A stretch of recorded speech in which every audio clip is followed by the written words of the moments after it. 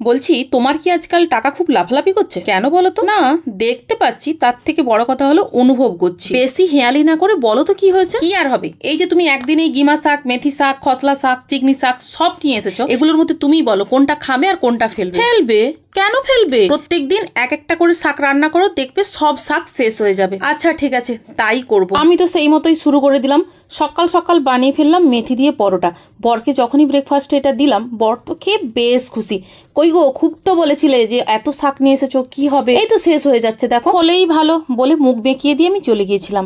দুপুরের রান্না বান্না কমপ্লিট করে ওকে তাড়াতাড়ি করে বললাম, কই গো তাড়াতাড়ি খাবে এসো, আজকে তোমার জন্য দারুণ দারুণ রান্না করেছি। বর তো খেতে বসে সমস্ত পদগুলো দেখে বলে, কি রান্না করেছো এগুলো? কি আবার রান্না করবো, তুমি বললে না প্রত্যেকদিন এক একটা শাক করতে, সেই জন্য করেছি মেথি শাক ভাজা, মেথি শাকের চচ্চড়ি, মাছ দিয়ে মেথি শাক দিয়ে ঝোল, আর মেথি শাক দিয়ে টমেটো দিয়ে চাটনি। সবেতেই মেথি শাক, এখনো মেথি শাক রয়ে গেছে। রক্ষে করো আমাকে, আমি আর কোনোদিন কিনে আনবো।